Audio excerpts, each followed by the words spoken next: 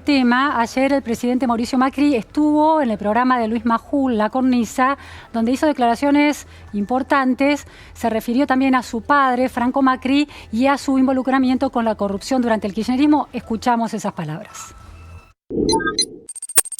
Y es un duelo que comienza, ¿no? Por más que él estaba muy mal hace mucho tiempo, pero es un duelo que comienza. Yo tuve una relación muy intensa con mi padre, ¿no? Muy intensa, en la cual al final del camino les estoy eternamente agradecido, porque más allá de los ataques muchas veces que recibí hasta públicos de él, el aporte que él me hizo en mi formación, en mi acompañamiento fue gigantesco y él hizo lo que pudo, ¿no? Y la verdad que el saldo es muy positivo. Así que para mí es una gran persona y siento orgullo por el padre que he tenido. Y la vergüenza verdad que, no, ni vergüenza por algunas de las cosas. No, pero aparte me parece que en su muerte hubo un reconocimiento en la prensa de un hacedor, ¿no? Una persona que realmente siempre priorizó su vida a partir del hacer y eso me lo inculcó.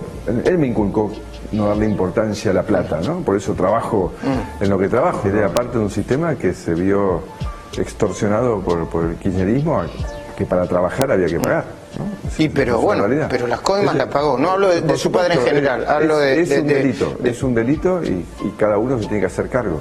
Pero también es parte de esta Argentina más sana que está poniendo los temas sobre la mesa.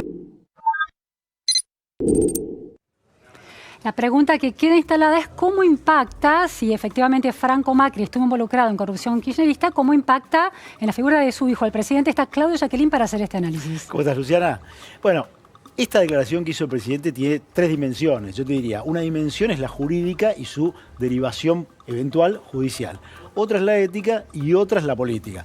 Vayamos a la jurídica de qué puede pasar con esto. ¿Qué puede pasar con esto? Mirá, hoy hablando con dos expertos penalistas, un juez federal, lo que coinciden es, hay un artículo del Código Procesal Penal, que es el artículo 242, que lo que dice básicamente es que no se puede citar a declarar y no puede declarar en contra de su padre, sus hijos, sus hermanos y sus cónyuges a nadie bajo pena de que resulte nula esa declaración.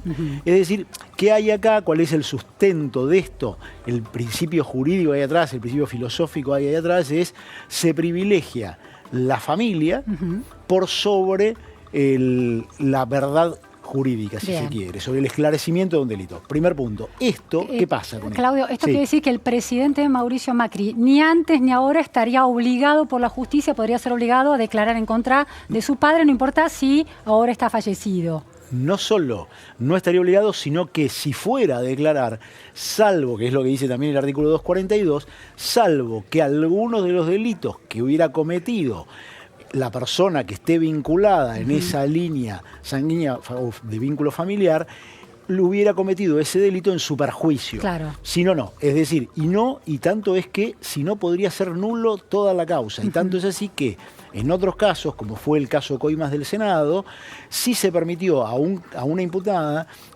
a una familiar que declarara en contra del imputado aunque hubiera sido su marido. Eso fue porque se pidió de relevar de esto y entonces se permitió. Pero es excepcional. Esto, de alguna manera, ¿qué quiero decir? Lo protege al presidente. Primer punto. Bien. Segundo punto, fue una declaración, lo que te dicen todos quienes interpretan esto, fue una declaración demasiado vaga. Este es volvemos al plano jurídico, no estoy hablando del plano ético ni político, que ahora me refiero. Y esto sí lo que podría derivar es que algún fiscal lo llame para que explique lo que se llama técnicamente la razón de sus dichos. ¿Por qué usted dijo esto? ¿Qué conocimiento tenía de esto? ¿Dónde está ese delito? Y ahí poder indagar si se cometió ese delito y si ese delito terminó engrosando el patrimonio que llegó a manos del presidente. Ahora, ¿eso no es declarar en contra de su padre? No explícitamente. Lo que podría decir es, ¿usted qué conocimiento tiene de esto? Porque esto fue muy vago. Usted dijo, es víctima de un sistema de extorsión del kirchnerismo y eso es un delito. Esto es muy vago. ¿Usted tiene alguna precisión para aportar? Podrá decir no, y no se le podrá ir mucho más allá. Claro.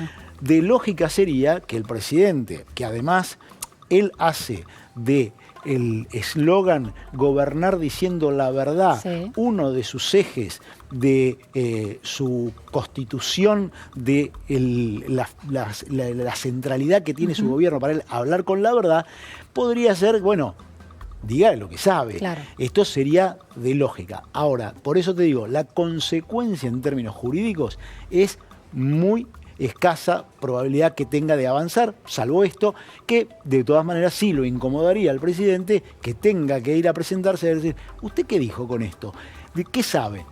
Punto, hasta ahí. Bien. Desde lo ético, bueno, desde lo ético lo que sí se plantea es un lugar que después tiene consecuencias en lo político, que es el presidente admite que su padre, por las razones que fuera, desde un lugar de víctima, según él, que podría ser cuestionado si esto ha sido una práctica habitual, si hay victimización o si hay una decisión de ser partícipe de un sistema que hacía obra pública y se quedaba con parte de los bienes del Estado Nacional, uno para los funcionarios y otro poco para los empresarios privados, si esto era un sistema que funcionaba así, y entonces en el plano ético también podría quedar de alguna manera otra mancha más de algo que siempre se ha cuestionado respecto de los contratistas del Estado y respecto en particular del padre del presidente y la empresa que componía, de la que él en algún momento fue socio, accionista, director y el que estaba a cargo de la empresa, pero que ya hace muchos años que dejó de serlo. Pero sobre la cual se funda su propia fortuna. Sobre lo cual, en buena medida, se funda su propia fortuna, más allá de los negocios que haya hecho ahí.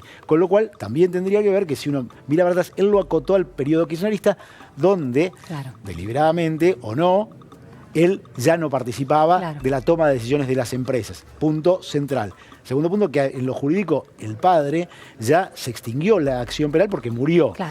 Sí queda todavía imputado, y esto por eso sí es relevante, queda imputado su hermano. Entonces esto sí es relevante. Y después la dimensión política. Y en la dimensión política, yo te diría que sí tiene una consecuencia que puede ser dañosa para el presidente relativamente, porque sí que hace, ahonda la grieta. ¿Qué los pone? Bueno, más o menos en un plano de igualdad. Para los que son seguidores del macrismo, que ven en el macrismo la solución de todos los problemas de la Argentina, dicen, el presidente dijo la verdad, fue su padre, él se fue de las empresas, no hay discusión, no se duda, se cree, hay fe. ¿Qué dicen los que son los adversarios por antonomasia del macrismo? ¿Te das cuenta? Son todos iguales, ellos eran los que coimeaban, se ponen como víctimas y de alguna manera terminan defendiendo al kirchnerismo. Sean kirchneristas o no sean kirchneristas. Es decir, el hecho de parecerse, en lugar de achicar la grieta, la onda. La onda, exactamente, porque cada uno reafirma todos sus prejuicios, reafirma todas sus creencias y cada uno se pone en ese lugar donde se reafirma. En ese lugar, ¿qué desaparece? El medio. Todos son iguales, todos más o menos tienen alguna mancha, uno se pone en el lugar de víctima. Fíjate que además se entrecruza ese rol de víctima. La victimización corre por los dos lados. Macri dice, fue víctima de un sistema extorsivo que hacía del kirchnerismo para que los empresarios, para poder trabajar, tuvieran que pagar coimas. ¿Qué dicen del otro lado? Somos víctimas de una persecución judicial porque el establishment nos corrompía a nuestros funcionarios para hacer negocios y quedarse con una tajada más grande. Claudio, y hay otra lectura que se está instalando, que es así como el presidente le adjudica la responsabilidad a su padre y él queda como una, en tal caso, una víctima de un ejercicio del modo de ser empresario con el que no se identifica.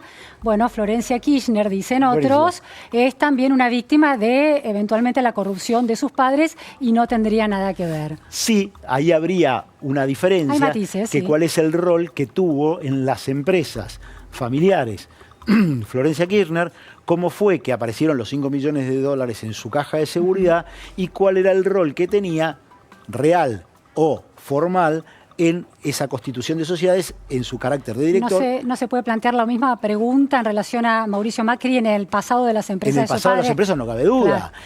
Por eso te digo, hay un punto donde Macri lo acota al periodo kirchnerista, donde él ya sí no estaba. Entonces ahí sí, pero está claro que obviamente están todos jugando y de hecho ya hay varios tweets, que los habrás visto, que dicen, bueno, al fin y al cabo, a Flor Kirchner le pasa lo mismo que le pasa al pobre Mauricio. Es decir, volvemos al mismo lugar, lo que se reafirma, lo que se cristaliza y lo que se potencia es la grieta y la verdad nos queda cada vez más lejos. Muchísimas gracias, Claudio Jacqueline.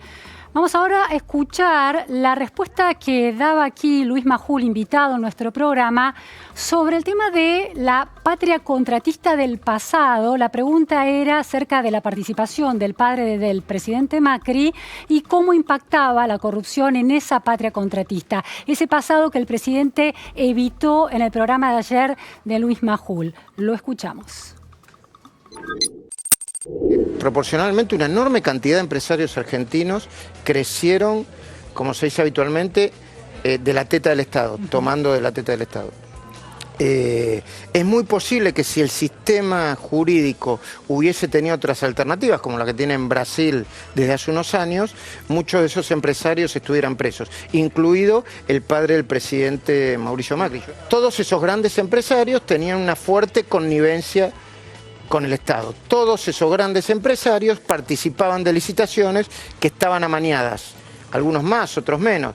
Todos esos grandes empresarios tomaban atajos para hacer enormes negocios. Es muy probable que si nosotros traspolamos esas dos escenificaciones, esos dos sistemas, muchos de esos empresarios estarían presos. Bueno,